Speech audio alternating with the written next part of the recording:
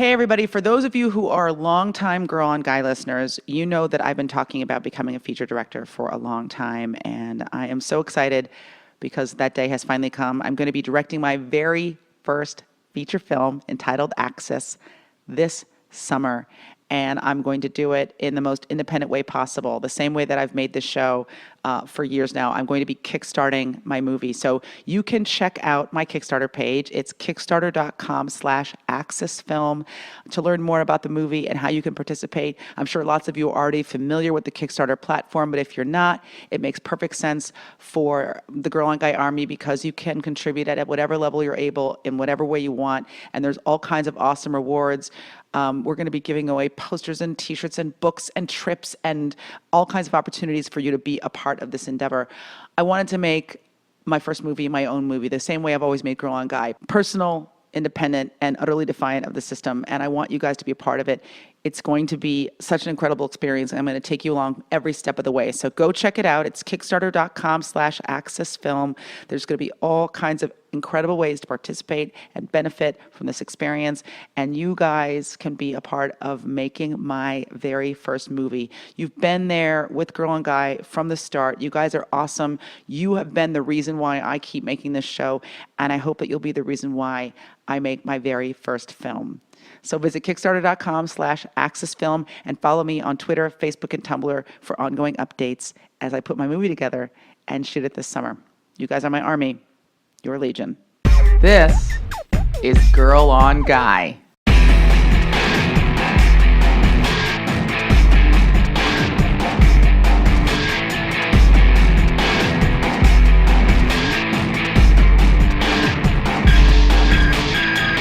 Hey, everybody.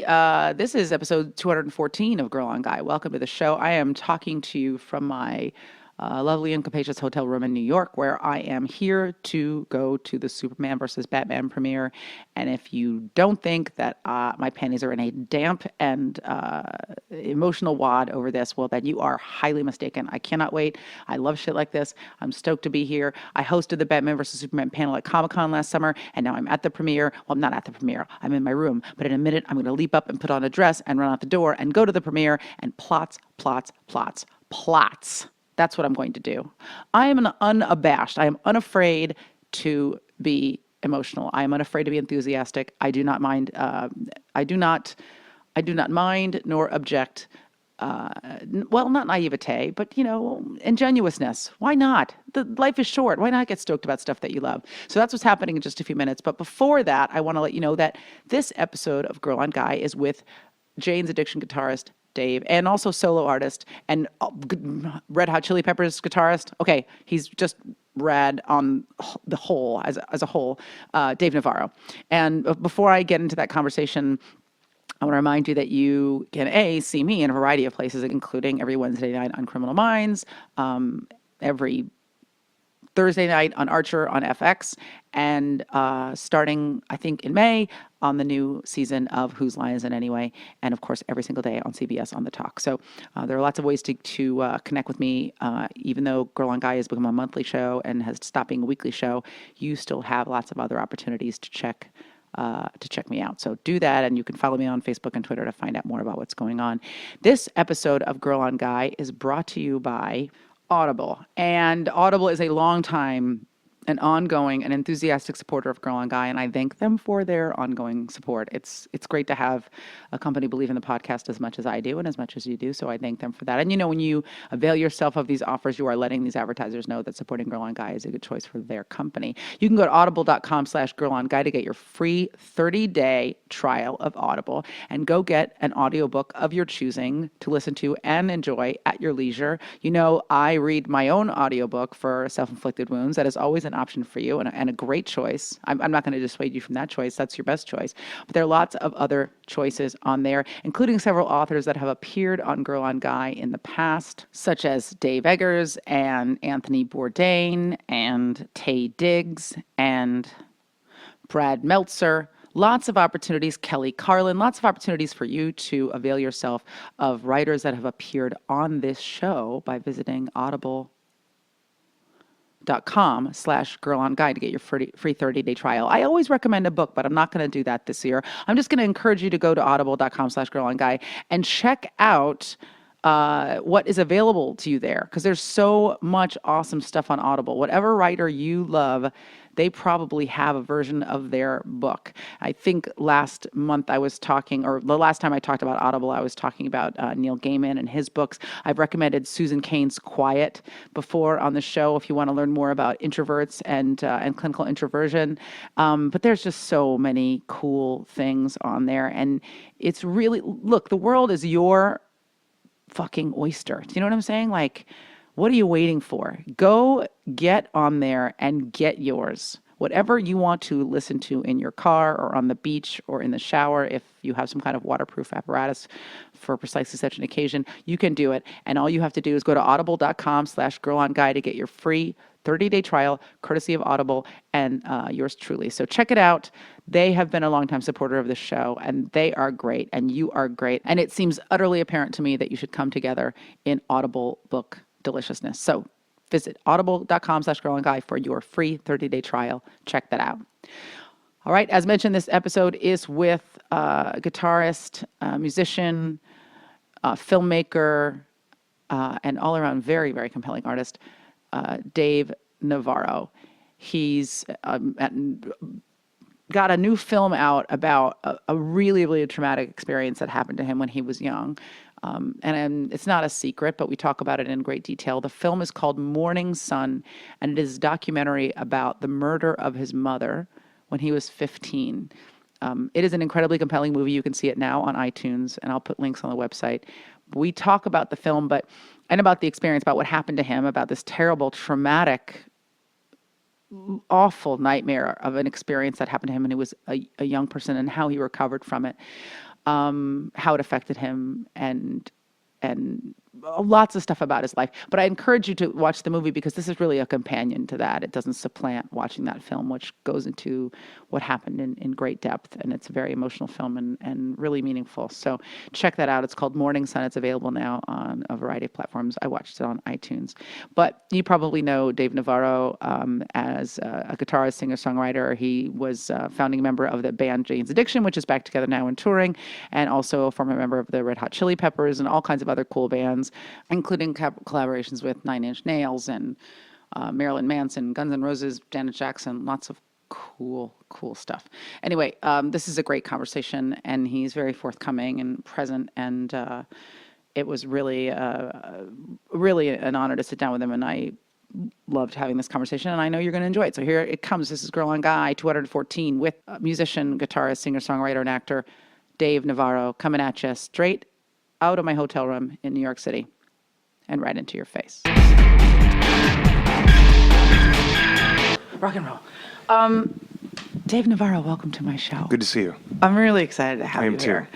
And we're going to go back to the beginning, I think, but I want to say something about you that I find so compelling, because I feel like people obviously know you as a musician. But looking at like everything you've done, especially like in the last decade, I feel like you're really like a polymath. Like you're doing a lot of shit. I don't know how I fell into doing that, but yeah, I really do just kind of go after what's interesting to me. And I think what I find is that doing one particular artistic endeavor or program or process kind of speaks to the other. So yes, I'm a musician, and that's my whole thing, and that's what I started off doing. But getting into filmmaking helps me look at music differently. Getting into television helps me look into filmmaking and music differently. And having a radio show helps me stay in the moment. So there's advantages to all that. The only disadvantage is that I have very, very little time to myself. Yeah. I mean, there's so many interesting things about that approach to life. One of them is like, do you find that doing all those different things also activates different parts of your brain? Like I imagine Absolutely. Music cannot not get boring, but if you have an incredible proficiency at it, maybe it doesn't challenge you as much as it might have when you were younger. It becomes challenging on different levels. Like it used to be technically, musically speaking, it was challenging. Then it became about the live performance, and that became challenging. Then it became about recording, and that was challenging. And now sometimes it's just challenging to get on the bus. You know what I mean? Like, Yeah, exactly. Especially knowing that you're with the same people, because it becomes a family. Yeah. And in a lot of ways, a band dynamic becomes a very dysfunctional family. Right. So you love these people like brothers and siblings, but you have a very dysfunctional relationship with them. So you need each other to move forward, yet at times you can't stand each other. And that becomes more challenging on a human level rather than on, in terms of your profession. God, that's so interesting. I was just thinking about this the other day. So I want to ask you this. Does it feel, because obviously I feel like maybe Some Kind of Monster was one of the first times where people really talked about like a band being like a marriage and then being like a bad marriage or a failing marriage. Does it feel like that sometimes? Yes, and sometimes it doesn't. I mean, it changes from day to day. I mean, the human condition obviously changes from moment to moment sometimes. And if you have two people in a marriage or in some kind of a close relationship, of course that's going to vary and fluctuate from time to time. Now you're throwing four people in the mix, 4 or 5 people, and you have ego and creativity and all those other elements. So yeah, for sure, it gets challenging in terms of working through that stuff and really being able to own what your part in all of it is.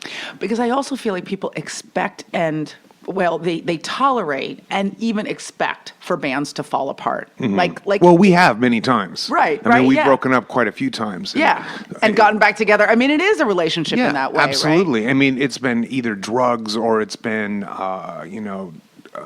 combustible relationships or whatever the case may be. And then of course we come back together because it's what we do, it's who we are, it's what we know. Kind of like staying together for the kids, except this time the kids are your songs and the audience. Right. You know what I mean? And let's be honest, like you got to make a living as well. Yeah. Do you find, I mean, like obviously you've worked with so many bands and you've also done a lot of solo work. But I think people know you best for Jane's Addiction. And I guess I wonder, does it, whenever you guys get back together and money, not money issues, but like, the fact that you have to make a living aside. Sure. When you guys come back together, does it feel like a relief or does it feel like a burden? I think a little of both. A little of both. I think that now at this phase of our career, most of us have other avenues. Like I have the Ink Master show and Perry Farrell has Lollapalooza, so we have different things that we do. So it's a little bit more elective at this age. Right. Do you know what I mean? Like we do it because we love it and we want to, and ultimately it's better to be in the band than to have been in the band. Right. You know what I mean? Right. Like, Seriously. And we all kind of came to terms with that. Like we definitely spent plenty of years not being in the band. Yeah. And it wasn't as great. You know what I mean? It just wasn't as good. So I think we've come to terms with that. And I think that maybe even now we stay in it for more altruistic reasons because we do make a living somewhere else now. Yeah. So then it becomes a bit more joyful. It is more joyful because, our rent doesn't depend on shows. It's just we want to have a good time. There's something else that's happened, and I feel like for whatever reason, Jane's Addiction always had this kind of mythological image or identity with fans and even with people who weren't like avid Jane's Addiction fans. And I'm going to ask you about that in a minute, but... Well, it's funny you say that because I've been talking about the mythological image today. Just today I was talking about with how people don't have that anymore. No. I'll let you ask your question and then I'll comment on the whole thing overall. Because I was thinking about that. I was thinking like even if you did have all of your albums, I feel like there was just Jane's Addiction represented something very specific. Yes. Musically, culturally, everything. Yes. I wonder if the band breaking up augmented that mythological, it's like loving Pink Floyd. Like Pink Floyd's never getting back together, and so there's something so Jane's Addiction going away made people yearn for it more. Absolutely, and even coming back together, we have a different lineup than we originally had. So even the new incarnation of Jane's Addiction doesn't have that mystique that the old Jane's Addiction had. Well, also you have to understand that we were on the, within a number of bands that were on the cusp of the alternative movement. We created Lollapalooza. We started the touring festival thing. We were in a handful of bands that really kind of broke out of being, underground and so because of that, it became, there was a mystique. But even today, I was thinking about why is it that artists and musicians and actors even have less of a mystique attached to them. They may be hugely famous, but the mystique is something that's very different. Yeah. Back in those days, you had the album, you had the art on the album. You would stare at. You had the picture for of the band hours. and the music, and that's it. Yeah. And everything else in between you had to invent in your head. Whereas now, it's like, hey, getting on a plane to go to Chicago. See you there, kids. Seriously. You know what I mean? Everybody is updating everybody about every single move they make, Yeah. which isn't very mystifying. No, You know and what I mean? Like, you oh, feel- they're waiting in the airport like everybody else. Right. That's not very, that's No. not a lot of mystique there. And if you're on the other side of that, if you're feeding that machine, you Mm-hmm. feel almost obligated to tell people about like these mundane details of your life. Like Yeah. anybody gives a fuck. Well, now that's the whole thing. Is like, well, social is really important, and you got to stay into it. But all it really is to me is, now this Snapchat's the big thing. Oh, Are you fuck doing that? No, and my assistant, I have like a 14-year-old assistant. He's like, you really need to start. Everybody's doing telling me you got to Snapchat." do it. And I'm like, listen, don't want to be that self-involved all Yes. day long, multiple Yes. times a day. Yes, it I've got creates- Facebook, I got Twitter, I got Instagram. Now there's some new thing, and I just got to be all about Dave all the time. Right. I'm not interested. Yeah, I'm not that interested in me. No, Or I can't becoming believe- this person who's so turned inwards. It's crazy. It's nuts. So I think that speaks to why the mystique is kind of dissolving, and it's Right. just becoming about famous, Right. and that's kind of not what I got into this whole thing for. So Right. I think that's another reason why I like to challenge myself, because I have found that, like, I do a political talk show on KABC in Los Angeles. And Tell me the name of it again. It's called Politics Fix. That's cool. And what I like about it is that it's nerve-wracking. It's scary. It's moment to moment. There's that energy that happens that I don't, to be honest, after 30 years of playing music, I don't have that when I step on stage. Shooting Ink Master, knowing that we're filming it and editing it and putting it out, I'm not nervous, and there's not that friction in the air. But when you're doing live radio, it's also a brand new world for me to be speaking publicly about that kind of thing. There's that electric, fear-based thing that you want to overcome that's kind of exciting, and kind of one of the things I became addicted to when I got into this world. Addicted is the best word for it, and I feel like certain people need an element of fear. Yeah. In their lives at all times. Oh, yeah, And I I'm don't one think of 'em. that's necessarily negative. Like, I feel like fear can spur growth or Fear is the umbrella word, but Right. within fear is just being anxious and nervous and excited and unsure. I mean, it doesn't have to be this terrifying Right. thing. That's the umbrella word. And I need to exist somewhere in the umbrella, Mm-hmm. hopefully on the outside of it, not quite right underneath it. it's gripping. That's no good. I want to circle back to the word fear Mm-hmm. because I feel like that'll bring us into, that was like an overarching theme in the film. Oh, Morton sure. Sun. But before we get to that, you were talking about a little bit more about the mystique of Mm-hmm. Jane's addiction. And I guess the thing I wanted to ask you about was I really thought a lot about the name and then about kind of your public mystique, your personal mythology. Mm-hmm. So this is a stupid question. So I'll just ask it because I sound like a 15-year-old. Like that name of that band invokes a very specific kind of narrative, right? I think by design, yeah. Okay. Of course. So of course the question is, was it by design? Yeah. And then I guess the second question I mean, it was, certainly wasn't a double entendre of any kind. it wasn't like supposed to be subtle. James, get it? It's like addiction, like she's a drug addict, or like she's a drug addict. Right. There's only one way. There's only one There's way only to one go. way to Okay. go with that. So secondarily, I wonder where in your own personal relationship with drugs and as a band where that came in, but also did you or the band ever feel like you had to live up to that? No, never. Okay. Never. I mean, I think the reality is that we were far worse than anybody could have possibly imagined. You know what I mean? Yeah. No, there was never, we're in a different time. We came up at a time, and certainly in today's culture, it's not necessarily a cool thing to be destroying your life. Right. You know what I mean? Right. Thankfully, that's not the way it is anymore. And I think a lot of that has to do with the fact, like we're talking about, like the artistry and just personalities are so open these days that we don't, as fans, fill in the void anymore in our mental imagery. We can see exactly what everybody's doing in between. And you can see the aftermath, right? Yeah, there's for the idea sure. of the myth of the party, but you can see what happens the next day. And Yeah, for sure. And no, I mean, listen, when you're strapped with a drug addiction, you don't have to live up to anything because Right. it's got you, and Right. you're coming along whether you like it or not. Do you know what I mean? Yeah, I mean, I this do. was, in my case, it was a full-blown drug addiction, and there was no choosing in the matter. Right. I couldn't inflate it. I couldn't deflate it. It dictated what my life was going to be. I've, with my experience with people in my life who had addiction and,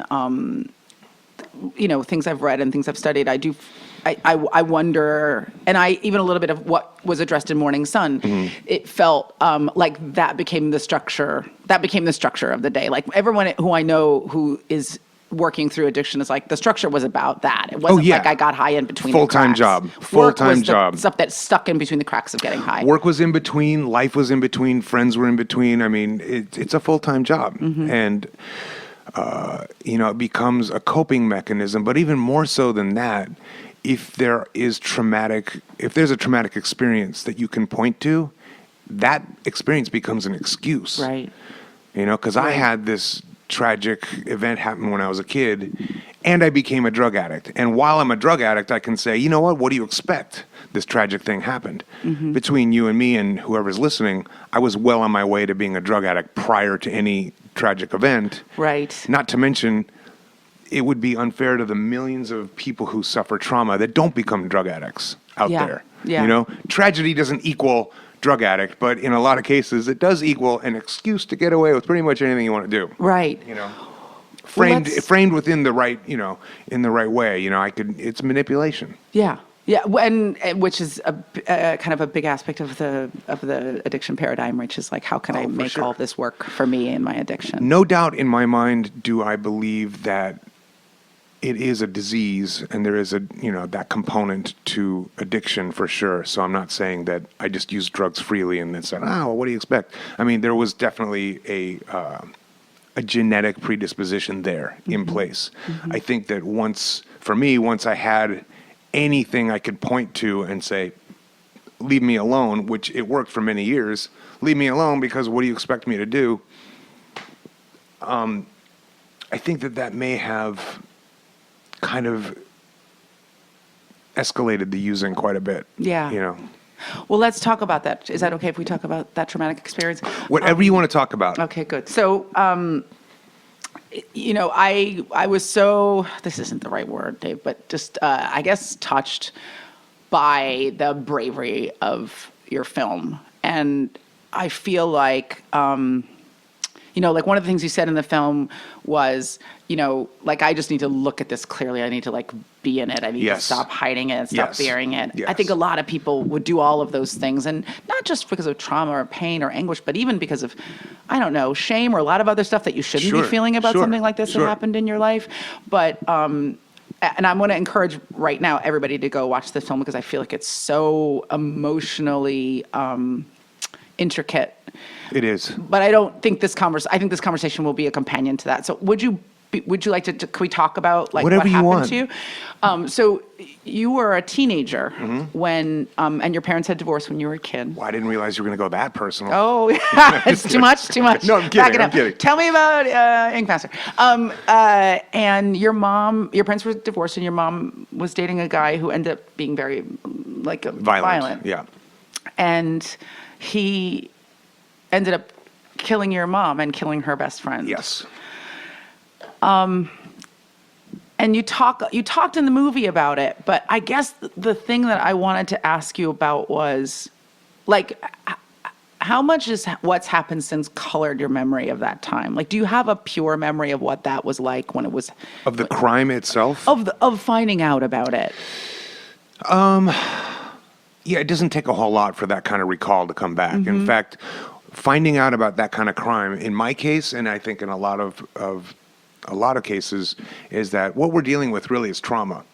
So it was a horribly traumatic event. But if you're talking specifically finding out that day, is that what you're asking? Yeah. Or since then? And it's in that window of time. Which window are you talking about? The window of being at your dad's house and hearing about your mom being killed, and that narrow window of kind of something. I feel like something that terrible maybe isn't real for a little while.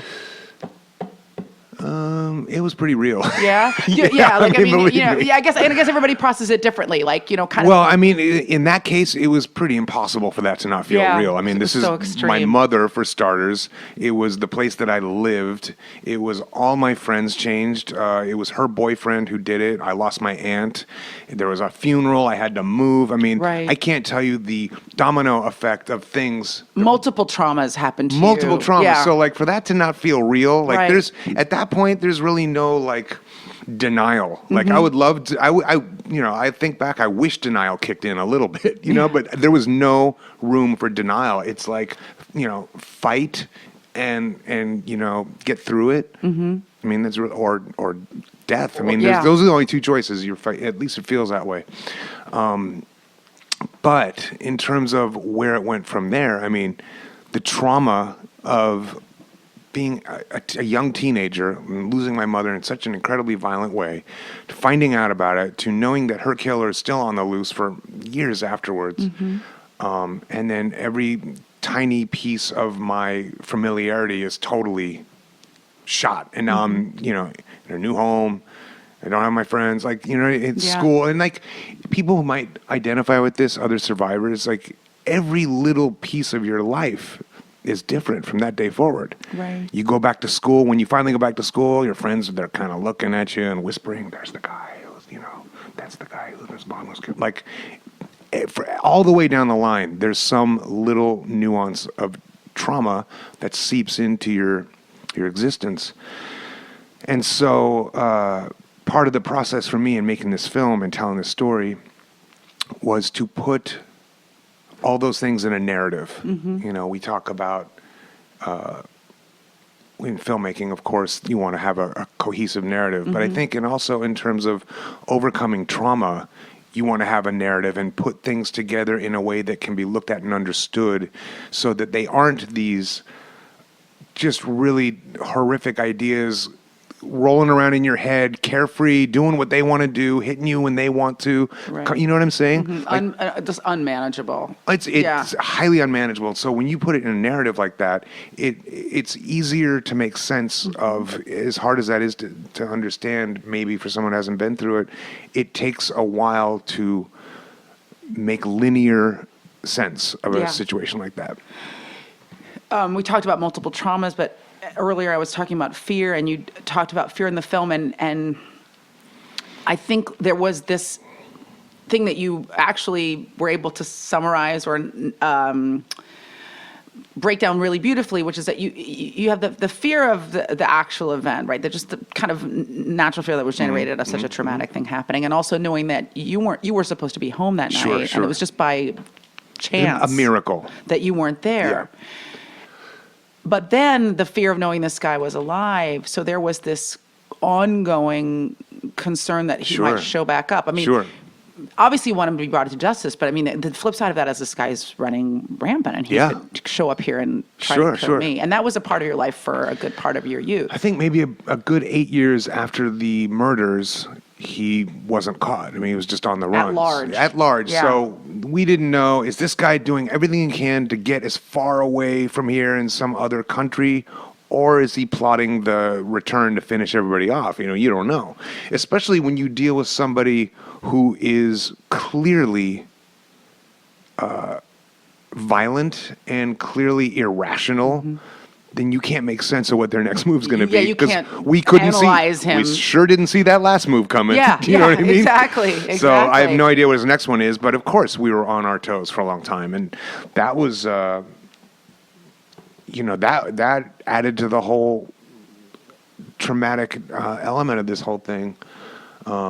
So I mean, the more I think about that, I'm amazed that we got through it as well as we did.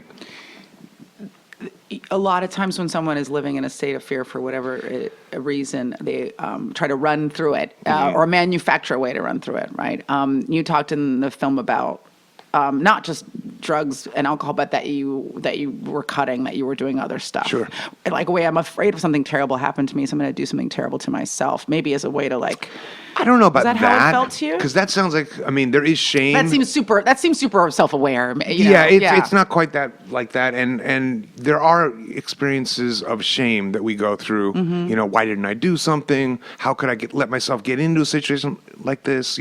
So we had, there was shame all throughout the family about the situation, but those things that you're talking about, I think was me finding a comfortable place at the emotional bottom, being used to it, being that I can't get blindsided by life because I'm already living down here. Right. Do you know what I mean? Nothing worse than this can happen. Right. So Yeah. like we had this murder, this happened. So instead of like trying to run to the light and then get crushed again, hit by a bus that I'm not looking for, Right. just kind of hover down at the bottom of the whole thing. And that way, when the next parent dies or when, the girlfriend leaves you, you're already in a pretty, warm, comfortable depression anyway. Yeah. So you're not falling that far. Yeah. And it's fun to laugh about now. It That really is like the weird rationality behind it. You said that in the film as well. Like, there's this idea. Okay, well, now it's been revealed to me that the world is a terrible place. Yeah. So fuck it. Like, Let's go. Let's go. Yeah. Yeah. And I will say, between you and me and what is like 6 or 7 people listen to this? 16 million. Between all of us, they weren't all bad times. Yeah, I think that's fair too. You know I what think I that's mean? fucking fair. I mean, there's something very human about embracing every aspect of being alive. Yeah, and you I know? still do. I don't do drugs anymore, but I'm still like very drawn to the darkness and the dingy elements of life and our human condition. And I love it, and it's fascinating to me. And I still watch Investigation Discovery, like 12 out of 24 hours a day, and I still watch crime documentaries, and I collect art done by serial killers, stuff that you would think I would have left behind, have an aversion to. Yeah. But I think that as long as I have a good foot in the light and an interest in healing and in moving forward and getting through stuff, like it's fine. Like, and that's why in the film, as dark of a subject as it is, we tried to focus a little bit on humor because what's the point, man? If you're not laughing, why even try? Right. Because I mean, if you can't find a sliver of humor and not even that, it's just a release valve. Like it's pressure, intense sadness, darkness. Like if you can't release that valve at one point or another, you're gonna, I would have been joining my mom a long time ago. Right, and it's your story to process as you will. You know what I mean? Like you should be able to feel however the fuck you want to feel about it because it's yours. Well, as a filmmaker, I'll tell you this: like, I'm the subject of the film, but I'm also a producer, and actually started off as a co-director, and then gave those reins to my partner Todd Newman because I was like, you know what, man, just direct this on your own because I can't be in this and watch it and direct it because it's it's just too much. I might as well get a Snapchat account. Exactly. But as the filmmaker, I wasn't aware that there would be elements of this thing that could speak to others and help others until we were towards the end of the process, and then we were like, wow, this could actually be beneficial to other people, drug addicts, trauma survivors, domestic violence, what have you. But I left in the humor section and the drug section and the different elements of learning to cope and trying things and moving on because I wanted to speak to other people that may or may not have shame about those coping mechanisms. Wow, see, maybe I'm not alone. Right. Maybe it's okay that I laugh here and there. Maybe it's okay that, I made some stupid choices. There's no blueprint for life and certainly no blueprint for something like this. Right. And to put it like really simply, look at this person who's successful and has had all these experiences and has had all of this exposure to the world, and he's still dealing with the same shit that I'm dealing with.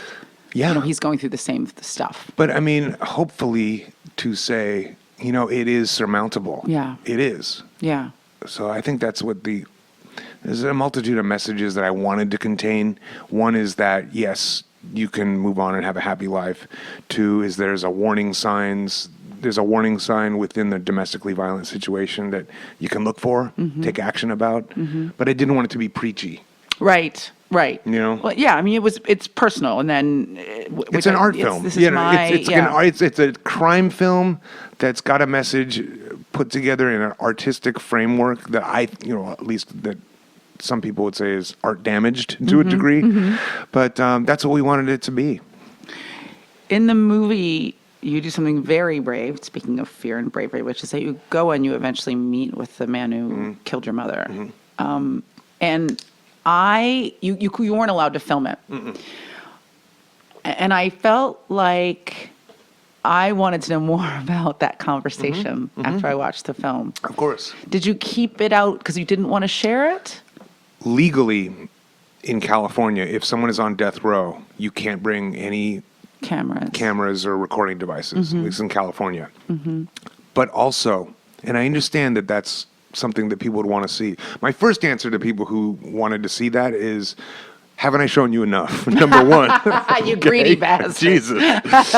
Number two, you legally can't do it in California. And number three, if you, just out of respect to my family, respect to other sufferers of domestic violence, I am not interested in turning this guy into a folk hero. Right. No, I am not interested in putting this guy on camera and creating a scenario where he's getting fan mail now. Right. Or when he's going to get a marriage proposal or a movement to, you know what I mean? That's not what this is about. And if you look at any like true crime television show, they focus in on the complexity of the killer. Right. And there's plenty of that out there. And these guys are becoming, they're becoming famous, for lack of better words. And I'm not interested in that. I was interested in exposing, and the going to the San Quentin to visit this guy was all about my journey. Yeah. It's not his journey. But and to pursue into that, I just wanted to know about you. I wanted to know about what you said to him. I wanted to know about what you got from the experience. I was just so curious about. I went over it in the film, but I'll give you a quick synopsis of it. It was very awkward. He didn't expect me. We didn't call ahead. We just sat down. I knew that he was not going to take any responsibility, so I didn't look for it. In fact, my intention was to go and sit in the same room with this guy, look him in the eye, and leave, only to have the experience of walking into the prison, seeing him in place 30 years later, and then know that I'm walking out, he's not. Yeah. And there was something empowering about that. The specific conversation was so diluted and not full of accusation or tears or rage or anything like that. And I got to tell you, when I left the prison, I judged myself. Like, why didn't I have an angry reaction? Why didn't I condemn this guy? Why didn't I, start screaming at him? And the reality is, and in hindsight, luckily I can see this, the experience that I had was not rageful because I didn't want to have, because the only person that hurts is me. Yes. Do you know what I'm saying? Yes, I do. Because he's not going to like all of a sudden feel bad. You know what I mean? We're dealing with a psychopath here. So if I could hold myself and walk into the prison and look this guy in the eye and walk out and have dignity and grace and look at it as an exercise and a healing exercise, I'm the one who's going to prosper in that scenario. Yeah. If I went in there with accusations and anger, I could have walked out of there more traumatized. Yeah. And that's a danger I didn't even consider until after the whole thing. Right. That's so beautifully put, because and I think for anybody who is listening who's gone through something traumatic, it really should be about like the victim finding a way to heal. So if that was meaningful to you to see, did you feel like it was the last hurdle? Yeah, like the last thing you had, bit of fire you had to walk through? You think that, and I think going in there I thought that, but, at the end of the day, it's a murder is just so hard to get over. What I will tell you what did happen, though, is, because like I say in the film, there's never a day where you're all okay with it. Right, there's no closure when you lose someone to, like it doesn't suck anymore all of a sudden. Like that doesn't happen. But what I will say is that having gone through this process has really opened up a lot of my memory of my experience with my mom prior to all of this when I was a kid. Because I think that to deal with the trauma, like, there's an element where we protect ourselves. We shut down. We don't think about the event. We don't want to think about the killing. We don't want to think about the pain. But along with that is all the good stuff, because you don't want to be vulnerable to being brought back into the pain. So I think that I had shut down a lot of the really beautiful stuff. And so after this experience, a lot of that stuff came back into my heart, which is really an objective that I didn't know I was looking for. I didn't know that I'd shut anything out. It presented itself, which was, and I will say that, and I don't recommend everybody make a movie about their most horrific event, you know what I mean? But this is my story. And for me, the gifts are still showing themselves, you know? I mean, it's the amount of beauty that has come as a result of doing this film that has come back to my life is, immeasurable. That's awesome. Do you find... This is the most wide open question, and then I want to talk a little bit about how you became a musician. Okay. How do you find, this is a shitty question, everybody, don't judge me. How do you find yourself as an artist now? And what I mean is like, we're about the same age. Okay. And that's her way of saying that I'm older. No, that's my way of saying that I'm older. Give or take a decade. No, we're close in the same age, and I've really changed. Like my approach to my work has really changed a lot, too. Especially like in the last, let's say, 5 years. Like what I want for myself, how I want to see the world, how I want to express myself has really altered dramatically. Of course. Oh, me too, without a doubt. Yeah, and you were just talking about all this beauty that came into your life from making this film, but I guess with that as a part of this, I just wonder, when you're young, you have all this energy, right? And it's kind of blind. I don't have that intense. energy anymore. You know what I mean? But it can be very one-pointed, right? Yeah. I just feel like your scope gets so much wider. And I just wonder... That's why I say it's a bad question, because it's not really like a pointed question. It's just how do you see yourself as an artist now versus maybe when you were like 25 and like in the midst of being like a white hot rock star? Like, how is it different for you? It's such an open ended. Yeah, I think a lot about this shit. I think a lot about. I can say that in the public sense. I've always been a true creative person privately, certainly in the studio, in the rehearsal room, and whatever the case may be, musically speaking.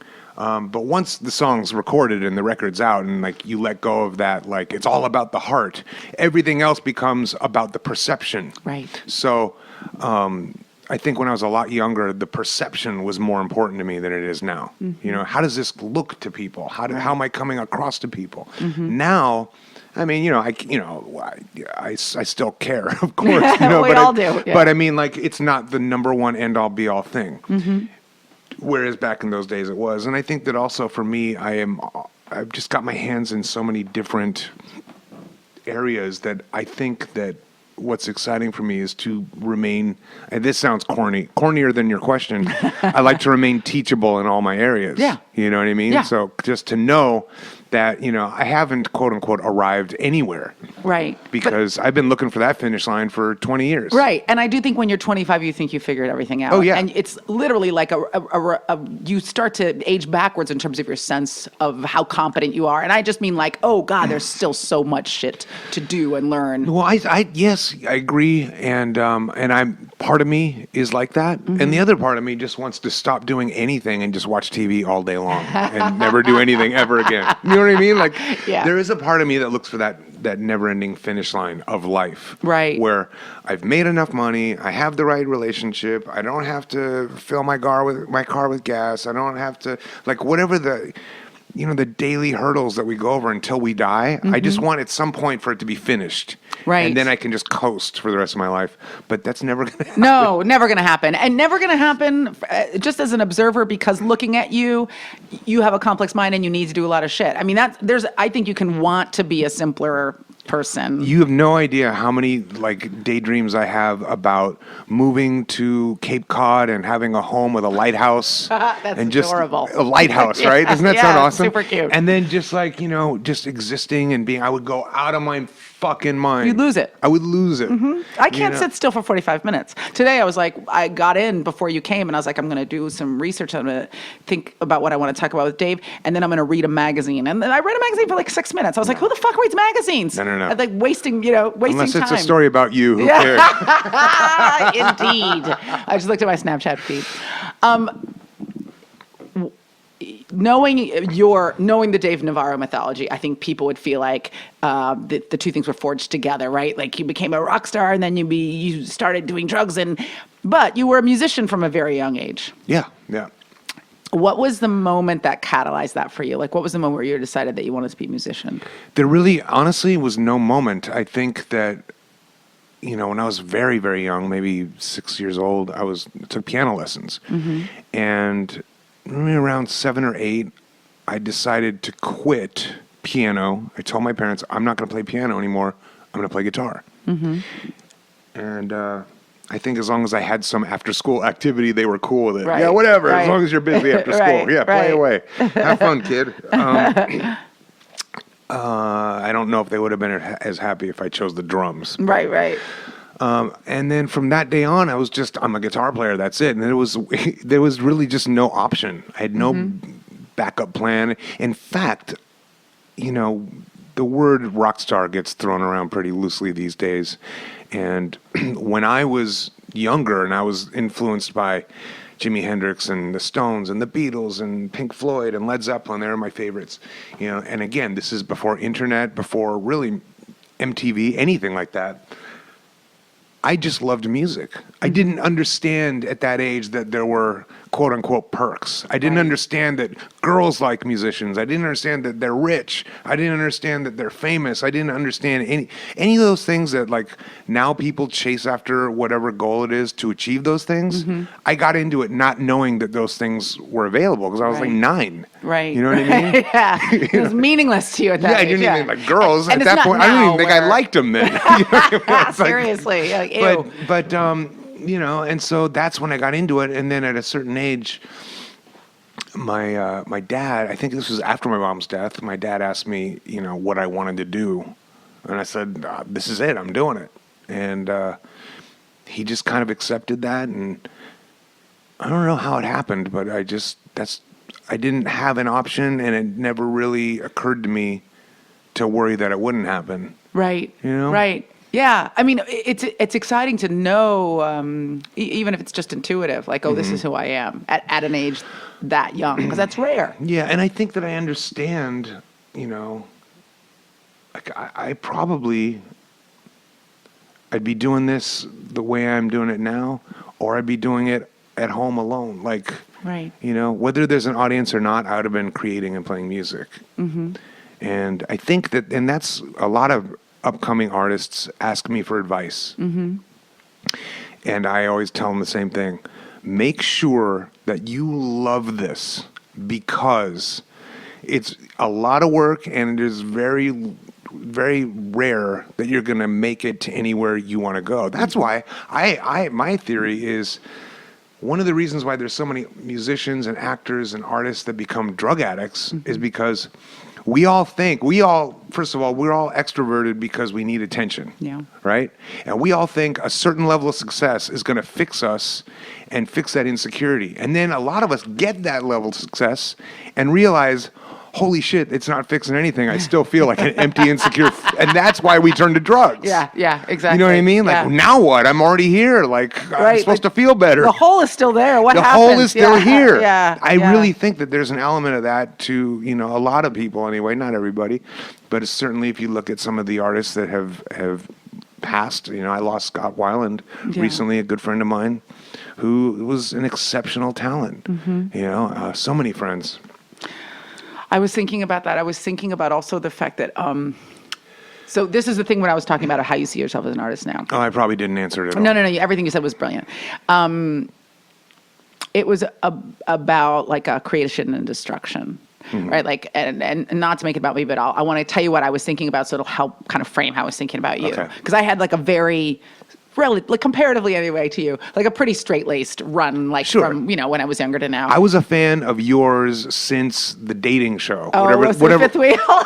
Fifth Wheel. Yes. You know what? Me and my Thank you. ex-wife, Oh, Carmen, God. and Yeah. we used to watch that religiously. So, thank you. You were honey, it's starting. Oh my God, I love that it. Was, yeah. That was a fun show to do because I just told them, I was like, I'm not going to say people are falling in love. I was like, people are super slutty. That was my take, and it was just a bunch of very slutty people. It was the best. I loved it. But I started to find as I got a little older, like, am I going to be an interesting artist if I'm not having interesting experiences? Like, is this kind of getting up and having a kale salad and driving my electric car to the lot every day going to generate the kinds of experiences that are going to fuel creativity? Like, I didn't feel that way. I felt like I was living kind of a creatively dead life. Yeah. So I started to break stuff. I was breaking a lot of stuff. You did a lot of breaking very young. For sure.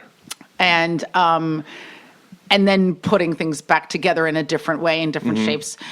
Later in your life. And that was what I guess I meant about how do you find yourself as an artist now? Because like, what's my process now? Yeah, or just did the destruction, was there anything about that destruction in your early life that was meaningful to you as an artist? And comparatively, what do you do now maybe to fill that aspect of your life? I don't know, but I really believe that I've done enough destruction for a lifetime. You know what I mean? And those experiences, thankfully are well behind me, but that does not mean that I can't continue to draw on them. Right. You know what I mean? Because there was some dark, dark times, and in weird ways, I miss them. I miss them a lot. That's fair. I feel like that's fair to say. I feel It like is maybe fair to people say. are recovering feel badly or I loved it. Yeah. I mean, I just don't want to die from it. Right, you know what I mean? right, yeah, exactly. That's the thing. Like, Yeah. I really did have some really great experiences. The sad part was that my family and friends were devastated and I was killing myself. So that's not working. Right, but right. I can still draw upon those. And what keeps me inspired now is, other artists. I'm a huge, I'm an art collector, and I'll go over to the Whitney here in New York City, and I'll spend the day there, and that's going to drive me. Right. Or sitting down talking to you. This is not a conversation or a pairing that one would think is, likely to happen. Yes. You know what I mean? But to notice those things as being what this is all about, and I will, you and I talking and sharing openly like this is part of my process now. You also, to talk about Ink Master in a kind of a small way, but like you in a larger way. I mean, Ink Master, it makes sense that this would be your show, but it's not like you're a creation of. Ink Master is like something that's a derivative of you. Well, what I love about Ink Master is that it ain't got nothing to do with me. What it is, I host it. I say, hey guys, here's the rules. Carry on. Get to it. Like it's all about the artists, right? And it's fun for me because these are tattoo artists that are, the best in their field, and they're competing, and they're creative, and I get to be inspired by their creativity. Yeah.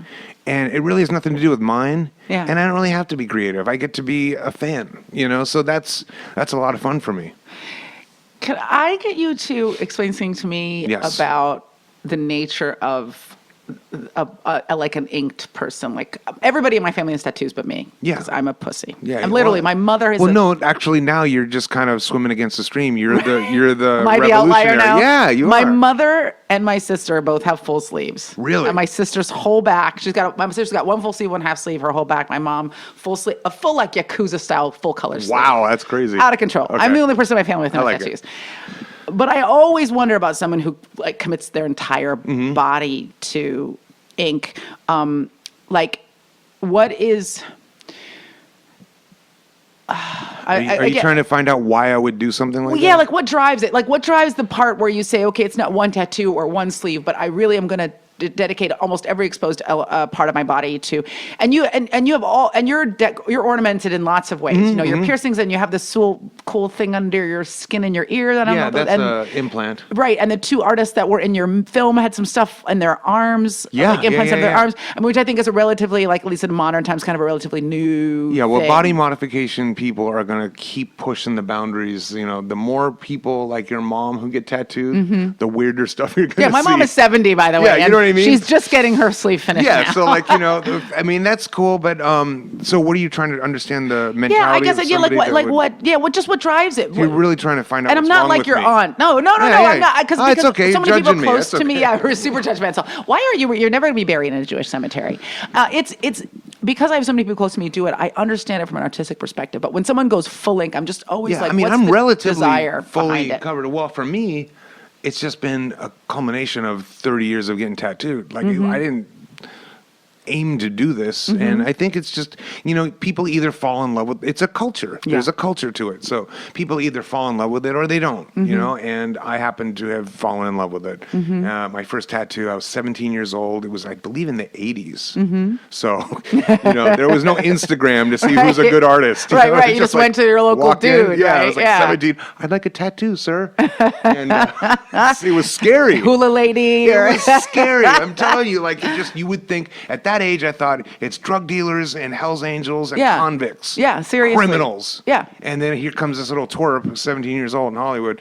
But I went with my dad when I was like 8 or 9. He has his whole lower torso tattooed. that is painful. Yeah, super painful. Yeah. And I'm, so it's, I even remember then I was like, I get it artistically, but I always wonder what the internal drive is, I don't know. I mean, I think it's different for everybody. It's very personal for everybody. For me, at this point, it's become just about collecting from different artists that I admire at this point. I started off, every tattoo meant something, had to have some deep meaning. Yeah. This represents blah, blah, blah. And now I don't care. I'm like, yeah, go ahead. If I'm with somebody who's got a machine out and we have a few extra minutes, I'm put a skull or something on there. Right. And it's just, there's a camaraderie to it. There's artistic creativity, ability, technical skills. There's something that's, some people say that there's something that's really like, there's empowering about quote unquote owning my own body Yeah. and making my own choices. And, my stepmother once asked me about it. And like, aren't I worried about changing my appearance and this and that and this, a lot of those. And I'm like, but tell me that you and your country club friends don't get Botox Yeah. or implants Yeah. or dye your hair or pick out the dress that you like the best. Or I'm not saying she does, but whoever, Yeah. people, modifying their bodies. people modify all the time. So, Yeah. get your teeth bleached, whatever it is. Yeah. This is just what we do. And I've never regretted it. I think maybe I could have had better ones done. But, Everybody feels that way about. But Which I think- that feels. Sometimes I feel like that fuels the next one. Oh, I don't love this one. I'm going to get another one that's But if better. you think about it, if you go back to the dawn of man, human beings have been altering, modifying, and decorating their bodies since we can figure out.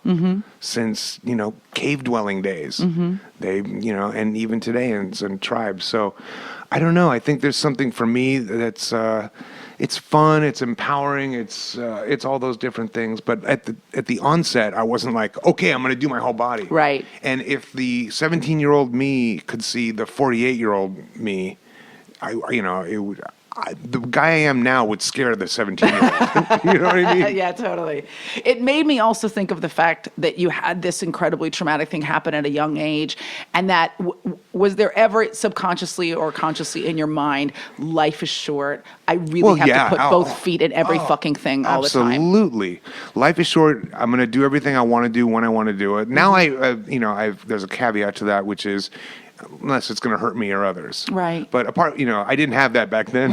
Right. And I mean, like, just do what I want to do because it's, it could be over very quickly and tragically, unbeknownst to us, or 90 years isn't really that long anymore. No, it really isn't. You know what I mean? Yeah. I mean, let's be fair. That becomes much more apparent to you the closer you get to that. Oh, believe me, I'm well aware of it. They're like, wait a minute, I have no time left Every at all. time there's a celebrity death, I start adding on my fingers. Okay, that's all right. 12 What's the years. difference? 12 years from now. Yeah. Totally. You know what I mean? So those, I really have come to learn that, like, make the best of it.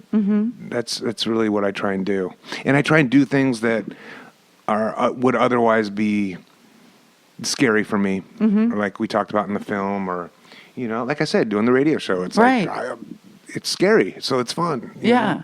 And I'm not going to shy away from something because I'm afraid of it anymore. Right. You know? Right. I mean, I run headlong. Oh, that scares me. Then I should do it. I should Exactly. absolutely As do soon it.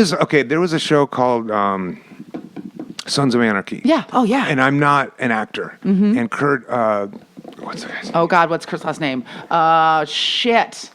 The internet will gonna tell us, kill- but it's I gonna know. I kill know. It'll us. come to us in a People are minute. gonna get Yeah. mad. Yeah. And Kurt Sutter, said, "Hey, do you want to be on the show?" Mm-hmm.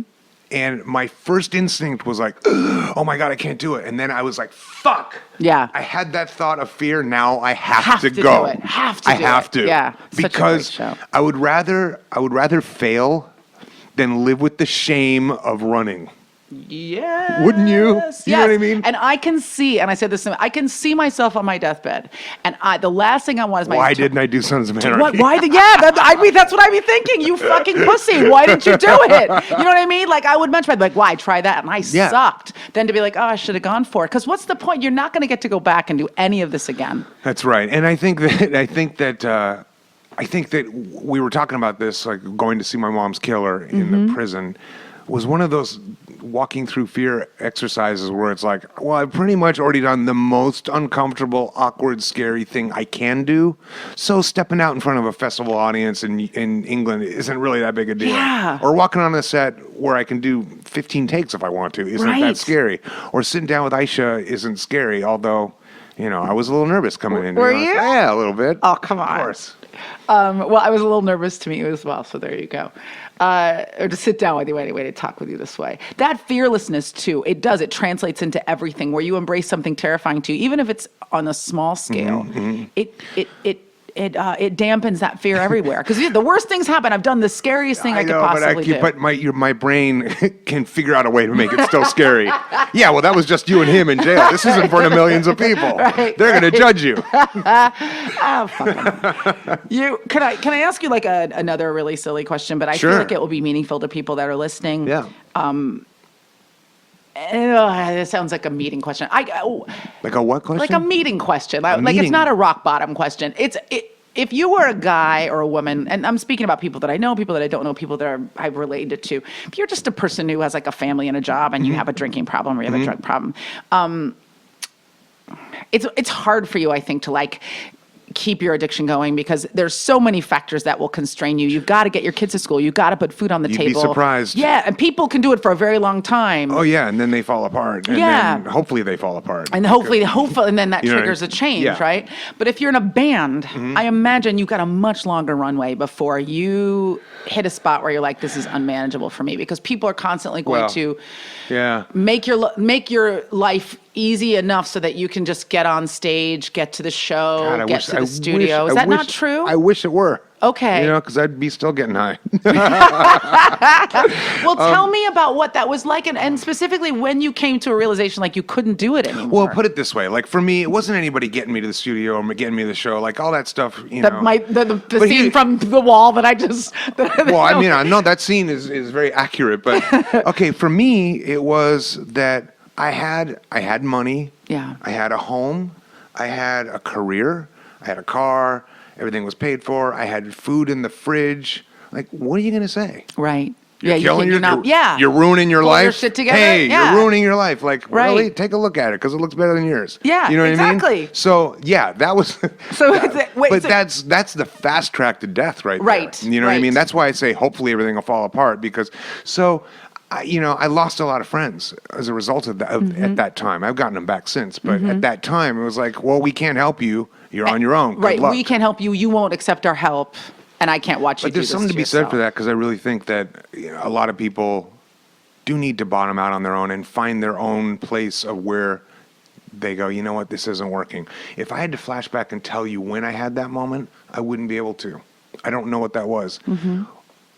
I was very lucky. I was very, very lucky. I just decided one day I was getting high and I contacted a treatment facility and I sent them an email and it's like, I'm going to come in 8 days. So like, who does that? You know what I mean? On their own. Yeah. Unbidden. An email. Yeah. So please have a room ready for me and da-da-da. And then 8 days came and I went.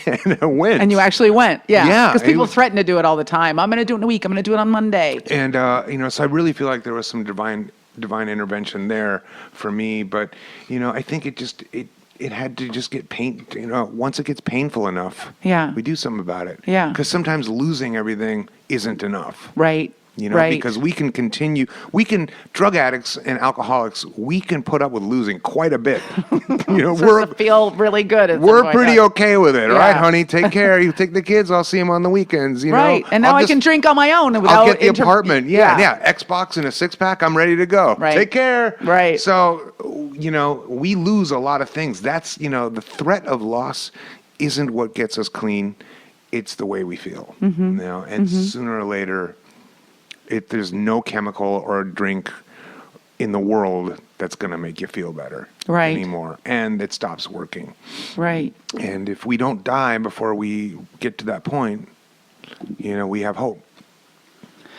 And it's interesting it's interesting to talk about in the public space, because it's a dangerous thing to talk about in terms of how to get help and where to get help from. There's a reason why a lot of groups are anonymous. Yeah. And the main reason, or one of them, the reason we don't like to do things on radio or on film is because there shouldn't be a spokesperson about a certain self-help environment. It's like one way to do this? Well, put it this way. You have somebody comes out and says, I tried that thing and it doesn't work and it's terrible and they brainwash you. Well, the world doesn't know how much that guy tried. Right. We just know your sick drug addict take on it. Yeah. And if that keeps other people from going to try it, well, he said it was terrible, so I'm not doing that. And then they die. Yeah. It's a heavy responsibility. Yeah, I hear you. You know what I mean? Like, who cares? And here's the other thing. They always talk about certain things being like a brainwash. Well, I don't want to be brainwashed. Really? Well, then enjoy being dead. Right, You right, know what I right, mean? right. You're, Like, you're brainwashed in another way right now, because right? the brain that you got needs some cleaning. I'll tell you that much. Seriously. God, that's well put. I understand that better. I always feel like so many people feel like I'm the only person who's ever gone through this. Yeah. You know what I mean? Yeah, And to hear somebody say, look, this is what I did and this is what worked for me. Sure. Just do something. Do Yes. something. If it works for you, great. Like just do anything. Right, but it's important to point out that there's a multitude of different resources out Yeah, there, different and ways. there's I find that the 12-step ones are the best. They have the highest success rates, but you have to apply yourself to Right, them, right. and showing up and having a cup of coffee is not applying yourself. Right, right. And that's not being specific on any particular group. So I can speak in generalizations Yeah. like that. But, it's work. It's an inside job, Yeah. for sure. Are you a religious person? I'm on the fence about it. I have certain days where I'm a scientist and certain days where I'm a philosopher. Right. But I think that for me, I do have a relatively spiritual outlook. My religious thing is like, I don't really have a religion per se. I have a sense of connectedness, a sense of the universe, a sense of things being the way they're supposed to be. And I also kind of decided that human brains probably can't understand what's at work anyway, so I'm not going to try Right. and look for proof of it, Right. To try to comprehend the incomprehensible. Yeah. Yeah. So, when coincidence presents itself, do I think it's the universe? Maybe. When and other times I'm like, hardcore science and that's the way it is, and physics and blah blah blah, and like, that's the I don't know. How about you? I am an atheist, and it's pretty hard to say out loud, but it's the truth. I'm working on being living in the truth. But I guess I'm agnostic. Agnostic, I was going to say. I'm unpersuaded. Do you know what I mean? I'm just open. I'm very open-minded, and I'm so curious about. If you're open to it, that's agnostic. Yeah, You know? I'm open. I'm an open-minded person. I feel like I pretty much am in the place where we cannot. It's hard for the human mind to comprehend the incomprehensible. That's what it's exactly what I feel. And as far as religion goes, like this, because I study religions, I went to Catholic school. I'm a huge fanatic of the Bible and biblical history and theology. And you use a lot of religious imagery, which is why I asked you. You know what I mean? In your dress and Yeah. obviously, like in your music. And so I was just curious about it. Well, all of that stuff is super significant in terms of just, mankind and history and culture and mortality and life and death. And, it recalls so much, just whether you're religious or not, Human it brings up a lot. And, but I am a fanatic about politics. I'm a fanatic about religions. But what I think is dangerous and what I don't like is when other religious groups come at people telling them what they should or shouldn't be thinking. Yeah. Like if you're a Christian and you're happy and you have your set of guidelines and your life is fulfilled and you're happy, cool. Yeah. I'm super happy for you. If you're Muslim, same thing, But as soon as you knock on my door on a Sunday morning telling me that I'm going to die or go to hell if I don't think like you, we have problems. You know what I mean? Problems, yeah. Number one, you should be stoked that there's going to be more room in heaven without me in it. You know what I mean? Like, why are you trying to bring me?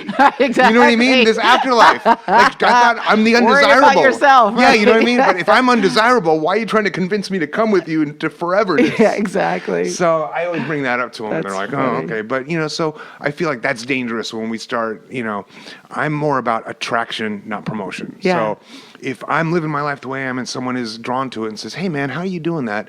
I'm happy to tell them. Yeah. But I'm not going to come at someone and say, you need to do this or else. And I think that's a major problem with a lot of what's going on in the world today. Yeah. Yeah. Because people trying to force everybody else to conform. Because the bottom line is, I don't really care what you think. You know what I mean? Like, really, I don't. Yeah, yeah. Like, as long as you're not hurting me Yeah. or flying a plane into the buildings of the city I live in, go ahead. We're cool. Think that, and, well, I mean, there's some dark realities to what's going on in certain.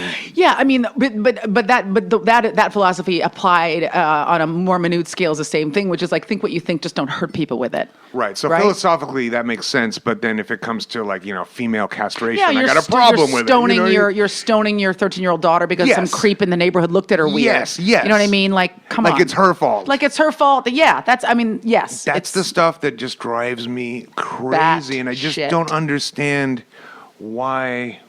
I just don't understand how it's gotten to that, or why it's always been like that. I guess it hasn't become that way. It's always been that way, and I just don't understand what's so hard about.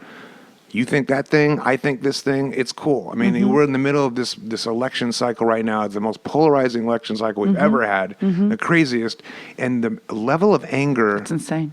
That's going on. Like, I just want to shake everybody by the neck and just say, listen, the fact that you disagree is what's supposed to be great about America.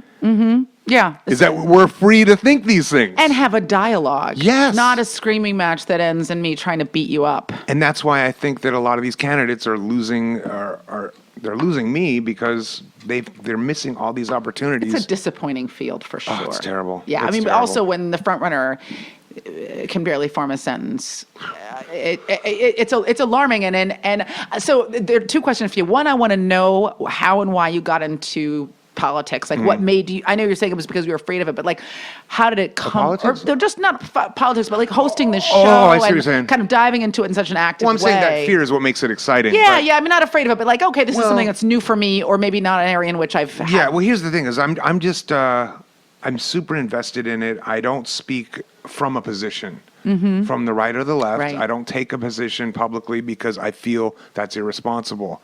I feel that I have my finger on the pulse of whatever my fan base is, right? And so I could say, come out and support so-and-so and blah, blah, blah. And I could probably garner a lot of votes for that person. You know what I mean? Maybe use my influence to do that, which I guess, a lot of people do.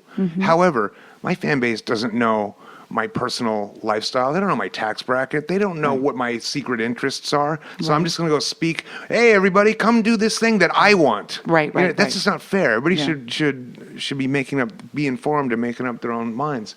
But I've always been interested in history and United States government history for many, many years. At a certain point, I started realizing that what I'm studying, like studying the Nixon White House or studying the Kennedy White House or, those different administrations, I would be studying those things. And then at one point I realized, yeah, but 20 years from now, some kid's going to be studying the Obama White House. Why not just start studying this one? Right. You know what I mean? Yeah. I got into it as a fan of history in the present, to look at what's happening now as a present tense history. Right. Through that lens of analysis. Through that lens, yeah. you know what I mean? And I think that's just how it happened. That's cool. It's cool and it's unusual, you know? It is. Yeah. It's very hard to not take a political stand on a public platform. I can't do it. I mean, it also sometimes you feel impelled to, because it's just the situation is so alarming. You feel like you need to say something because it's just, I don't know. What the hell? Yeah. And we're in such a dark time. I honestly don't know. What's going to happen? It's crazy. Yeah. Because it is unspeakably frightening, because you think as a rational human being, there's just no way we could be where we are right now. How are we here? You're looking at the protests at the Donald Trump rallies, right? Mm-hmm. And you got this one candidate who's speaking in very broad terms, not being specific on any policy. Not one thing. And also insisting he doesn't have to be specific. Doesn't have to be. No, Don't worry about it. I don't owe you that. I'm running for president, but I don't owe you an explanation. Okay, so you have, radical left protesting, which is, part of America. People are allowed to protest. Our American heritage, It gets violent here and there, and it gets really heated. But if I was a member of that wing, if I was a member of one of those protesters, I would say, guys, don't worry. The GOP is trying to crush him too. Anyway. They're doing your job Stay for out. you. Yeah. Go home and watch House of Cards, because they're taking down their own dude anyway. Right, exactly. They don't need your help. They're doing just fine on their own. Yeah, and they're just as freaked out as you are, by the way. Everybody is freaked out. It's just, but what are the options? So you have Hillary. Really? Because Bernie is probably not going to make it. Unfortunately, I think for everybody that's excited about him, he's just too progressive for the general election. He's great for the base, but he's just a for sure adorable old hippie. I know. I would love to have him over for how's that Thanksgiving. going to work? Yeah, exactly. Right. Come on Talk over. about politics. You know what I mean? Yeah, exactly. And same thing for John Kasich on the other side. It's like he's probably the guy. The reasonable, thoughtful, moderate. So these are the guys with the two best hearts. Yes. Probably in the right place. Don't have a chance. No way. So we have Hillary. Who knows what's going on there? There's a lot of scandal She's an around establishment candidate like everybody else who's been in politics their whole life. Email scandal. Money There's and the a bunch of Benghazi other scandal. stuff. So, and people are talking about indictment, whatever, at least that word's being thrown around about a presidential candidate. Right. So there's that. Then you have the other side where the front runner is, what we just outlined. A prick. Okay, there you go. In my political opinion, The most divisive candidate that we've probably ever seen in our lifetimes. In our lifetimes, for sure. And then we have the secret GOP meetings. Like, what does that mean? It's like, there's either going to be a third choice, which is some guy that we've never heard of yet. Right. Or it's going to be Cruz, which... He's not great either. I don't know if that's better or worse than, you know what I mean? So, look... But either way, if the GOP rallies around Cruz and gets him as the nomination, that's cheating. That is cheating. So we have indictment or bully or cheater. Right. And one of those three is going to be our president. Oh, God. There you go. Yeah.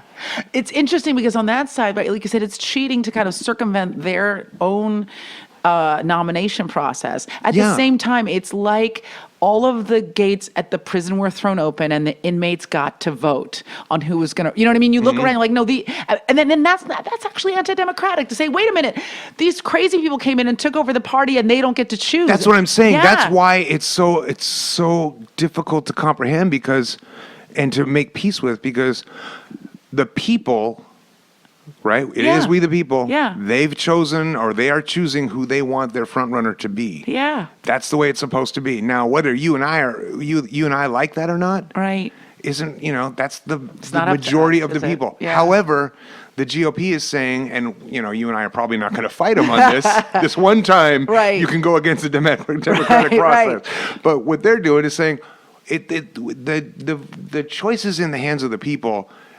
Unless you choose that, and then Yeah. it's not in your hands And then anymore. we're not- We're yeah. going to take it from here. But these are also the people that we voted into office anyway. Anyway, So, I mean, it's just a. I don't know it's- what we're going to do. It's a mystery. I mean, I guess it's interesting to observe as a political observer, just to go like, what's going to happen? Yeah, I know. I'm excited. Well- the crazy. I know we're wrapping up, but the crazy thing is, once the election is over, it's just going to be like a calm, still lake. Right. Like, everything is just so ferocious right now, and 24-hour news cycle, and people Yeah. are freaking out, and losing their Freaking minds, out. and it's just going to be like a big sigh of like, oh, that's who won. Okay. Right, And right. then back to your regular. Back to your regularly scheduled graft and corruption. This is. What is this? This is the last question. Oh, Yeah. and there are two questions every time. The first one is this. I don't know why I've been asking you such general questions, Dave, but I think it's because you're such a well-rounded person, and I feel like you have good shit in your brain. You've had a dark life, and you've embraced darkness in your life, but you strike me as a hopeful person. Mm-hmm. Yeah. Do you think you're naturally hopeful, or was that something you had to choose for yourself? I definitely had to learn to be hopeful. Mm-hmm. I think that, outlooks like that, like hope, like change, like, it's like a muscle. If you want to go to the gym and you want to be strong, you got to keep going to the gym. Mm-hmm. There's no day that like you go to the gym and like, okay, I look great, and then that's it, and you never go back again. Mm-hmm. So in terms of having like a hopeful attitude, I think there's a daily kind of a house cleaning that goes along with maintaining that. Mm-hmm. That makes sense? It does make sense. And I guess pursuant to that, you have all these things that you're doing right now, but I wonder what is the thing that's still resting out there, like just outside of your grasp that you want to do? Well, I just launched a production company, and we did Morning Sun. The documentary is our first endeavor, and I'm really excited about getting into scripted film and filmmaking, and that's where I want to go, because I'm grateful. Listen, I'm not complaining by any means, but I'm grateful for the work I have and what I do and the things that I'm in right now. But I'm looking forward to telling stories that I'm not in, that I have Right. nothing, I'm not the subject of any of these things Right. anymore. I don't want to be in everything anymore. So I'm looking forward to being able to be a part of that process, if that's Right. what you mean professionally. Yeah, whatever it is, whatever the thing is that, when I was saying we're close in age, I feel like this is a time when you start to really think about, like, what's the shit I have to get done before I depart the planet? Yeah, but if I start thinking about departing the planet, I'm like, well, what's the point of doing anything? You know what I I mean? guess so. I just feel like there's an egg timer ticking. I have to. I know what you mean. I know what Yeah. you mean. But how you think about this legacy to leave behind, but if I die and I don't get to see how that legacy affected anybody anyway. Like, who gives a shit? Yeah. Like, yeah. I won't be able to be there. Yeah. Like, I don't know. It's such a mind screwing element to think about, but I don't have any like are you saying, like, do I want to No, like climb Everest. Clive Everest? Yeah, that's what I was thinking about. Is that what you're asking me? No, I just, because you accomplish so much creatively in your life. Yeah. It's a different, most people are thinking, yeah, hopefully I'll get to go to Bermuda, or but for you, because you've done so much, I think going into it's a different framework. space. Yeah? I kind of always wanted to go into space. Does that make You're sense? kind of a nerdy kid. I mean, I was a nerdy kid. I'm I a full-on love- science I'm nerd, full come science on, nerd. It's like my whole jam. Yeah, I mean, I want to So- go either into orbit or to the moon or to whatever. If Yeah. they said it's leaving tomorrow and there's not there's a chance you're not coming back, I'd probably go. Wow. We don't know if this thing's really going to work. Right.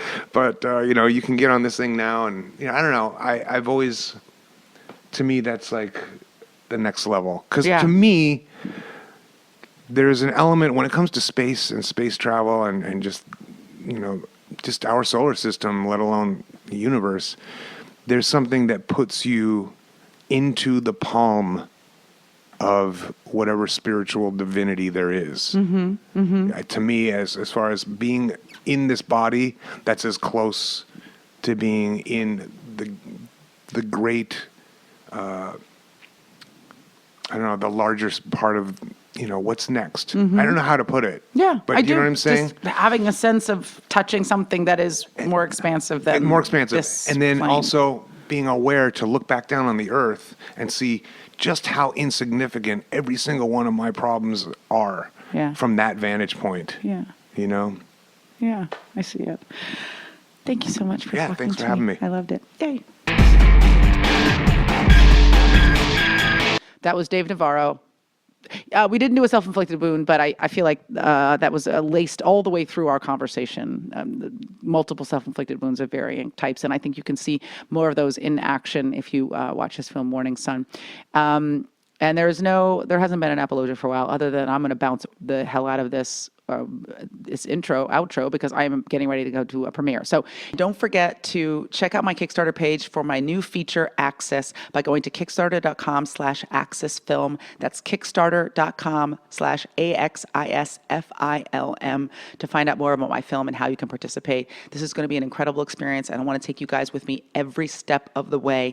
The page goes live the first week of April, so follow me on Twitter and Facebook at Aisha Tyler to find out more and come along on this incredible ride with me. I hope you guys will join me. It's going to be unbelievable.